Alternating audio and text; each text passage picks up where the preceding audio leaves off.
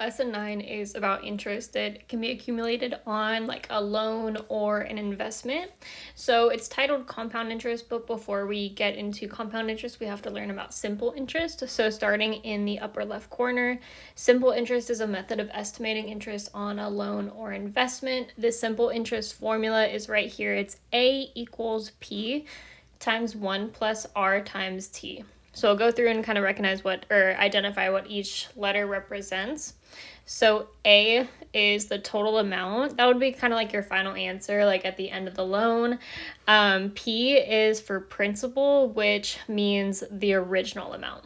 So if you take out like $100 loan, the principal would be 100. R is the interest rate. And then it's important, I don't have it here, but I have it down there on the compound interest formula, but the interest rate will need to go in the formula as a decimal. So if it's given to you as a percent, you would need to convert it. And then T is the time. Okay, so example 1 on the right now, it says, suppose you borrow $100 and you plan on paying it back after 1 year. The APR is 5%. We want to let P equal 100, so our principal will be 100. R will be 0.05, so that's already given to us in decimal form. And then T, the time, is going to be 1. How much money will we need to pay back after a year? So one thing I want to kind of point out is that, yes, this like gives us what P and R and T will be, but it's good to practice like identifying where those are coming from.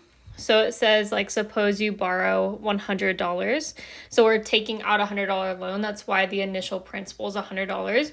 And you plan to pay it back after 1 year. That's why the time, or T, is 1 year. And then the APR, that's the rate, is 5%. And we would need to convert that to a decimal, which to convert that to a decimal, you take 5 and divide it by 100.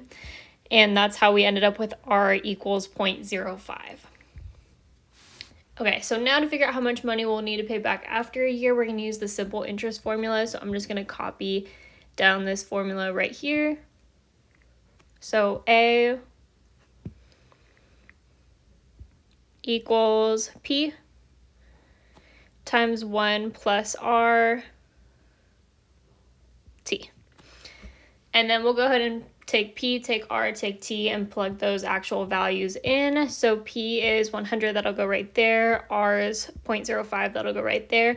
And then T is 1, and that'll go right there. And then A is what we're solving for. So we're trying to figure out how much money we'll need to pay back after a year.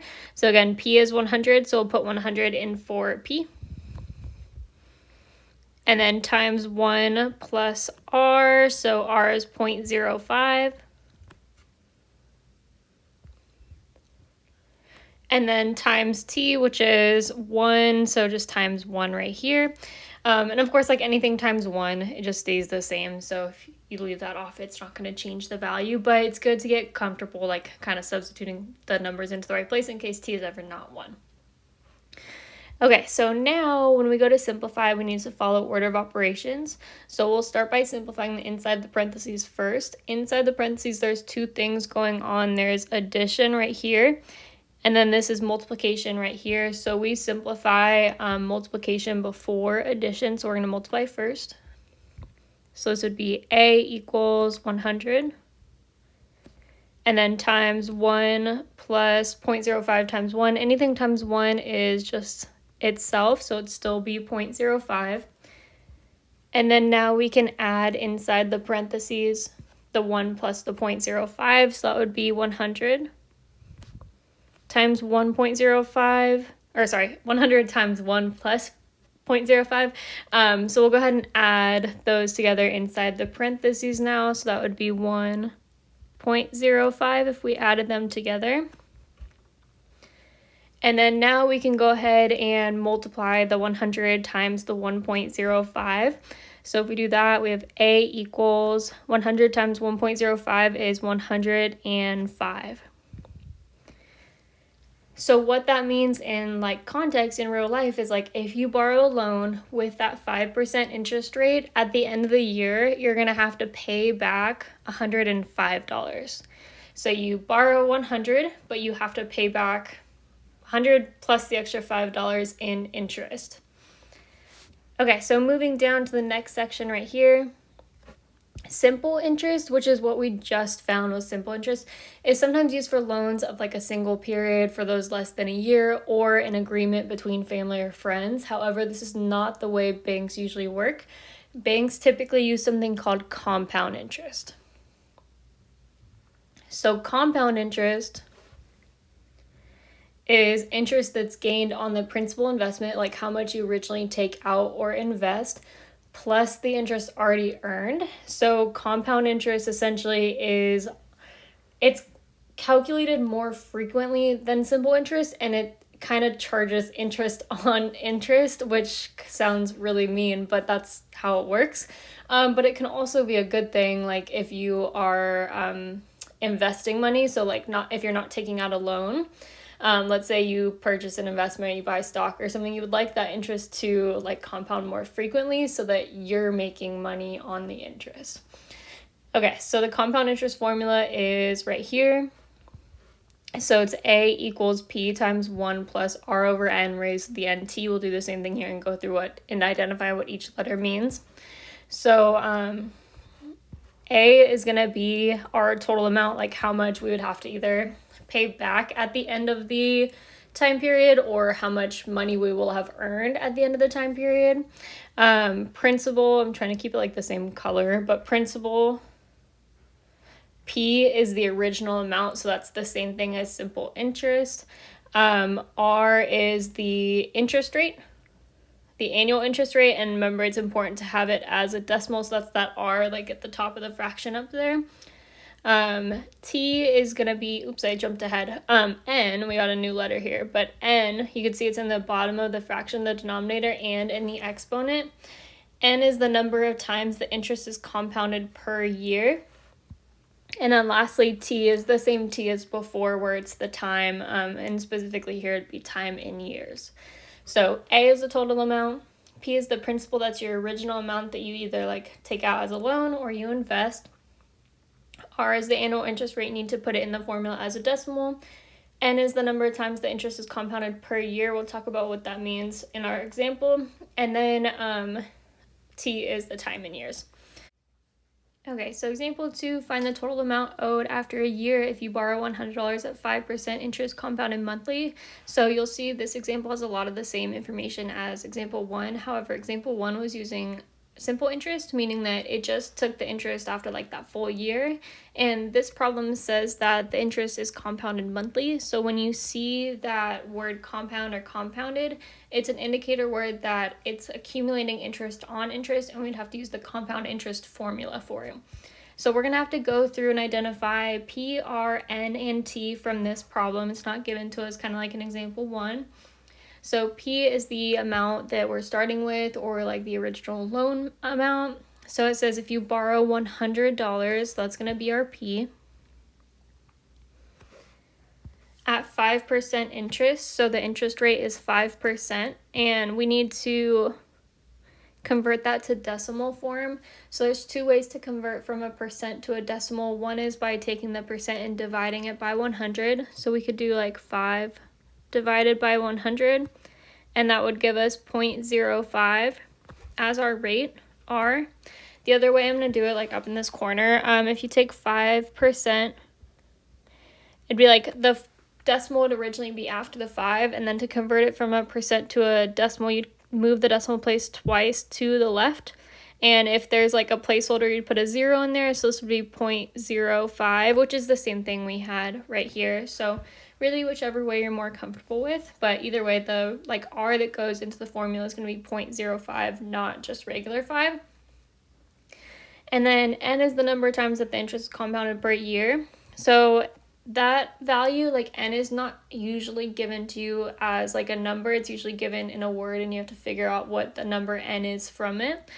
So this says interest is compounded monthly. So that means it's compounded once per month. So you have to think about how many months are in a year. So since it's compounded monthly, it'd be N equals 12, because there's 12 months in a year, so once each month. And then T is supposed to be the time, and up here it says find the total amount owed after a year. So that's telling us that T equals 1. So now we have everything P, R, N, and T for our formula. So I'm going to go ahead and just copy it down here. It's A equals P times 1 plus R over N raised to the N times T. So 100 is going to go in for P, 0.05 will go in for N, 0.05 will go in for R, the rate. And then for N will be 12, and we have to put it into both these places. And for T, it'll be 1, and we'll put it right there. Okay, so A equals 100 for P times 1 plus R, so 0.05 over N, which is 12. So R was 0.05 over N was 12, and then raised to the N times T, so 12 goes in for N times T is 1. And I know like 12 times 1 is still going to be 12, but it's important to know that like there is T there in case you are like finding the interest over like multiple years, because that could end up simplifying to something different. So it's important to know that there is like two values there, N times T, not just N.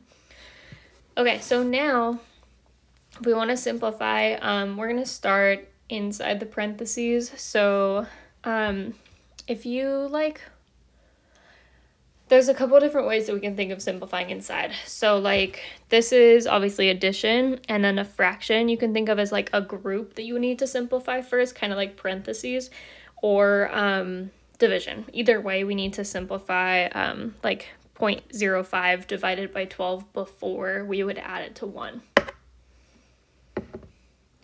So you can grab a calculator and we'll find 0.05 divided by 12. Okay, so I just wanted to go ahead and pull up the calculator so we can all kind of see it together. But 0.05 and then divided by 12 is 0.00416 repeated. So I'm going to shorten it to 4 decimal places. So this will be A equals 100 times 1 plus 0.05 divided by 12. I'm going to write it as 0.004. And then that 6 will round the 1 up to a 2. And then raised to the 12 times 1. If you want, you can just go ahead and multiply these two together now, because multiplying them together now doesn't impact anything else. So I can just do 12 times 1, which is 12. But remember, like, T won't always be 1. It can be anything. It's just given in the problem. And then we'll continue to simplify inside the parentheses. So I would need to add 1 plus 0.0042. So I'd have A equals 100 times 1 plus 1 plus 0.0042 is going to be 1.0042, and then raised to the 12th. And then now I've finished simplifying like everything inside the parentheses. So I'm ready to go ahead and simplify the exponents next. So I'm going to clear out my calculator, and then I have 1.0042. And then since I have like my calculator kind of on the half screen, I have to click over to the FX button. And then that's going to allow me to pick any exponent that I want. If you're using the same calculator, you need to look for the button that has the X to the Y power. So it's in the bottom row on mine in the third column, that X to the Y. And you can see it pops up a little box for my exponent. And then I'll go back to the 1, 2, 3, and then type in 12 for my exponent. So it'd be 1.0042 to the 12th. It's so important to simplify this part first, like exponents part first, before multiplying by the 100. You won't get a correct answer if you multiply by 100 first. So 1.0042 raised to the 12th is 1.0516-ish. So we have A equals 100. And then the 1.042 raised to the 12th, if I round this one to 4 decimal places as well, it would be 1.0516, because the 8 would round that like second 5 up to a 6. And then now I can go ahead and multiply this by 100. So kind of a like trick that you can use when you're multiplying by 100 is you can move the decimal place twice to the like right. So if you didn't want to use a calculator for this step, you could just take that decimal and move it twice to the right, and that would give you your new answer. So this will be A equals 100 times 1.0516 would be 105.16, and it's perfect because since this is talking about money, we would want to round it to 2 decimal places anyways. So the amount would be $105.16. Our original answer, or our example from number 1 that had kind of like the same situation, but it was not compounded monthly, was just 105. So I know it feels like super, super close, but just notice there is a little bit more interest that's building when we're compounding monthly, and the total amount ended up being $105.16, meaning there was an extra 16 cents of interest there.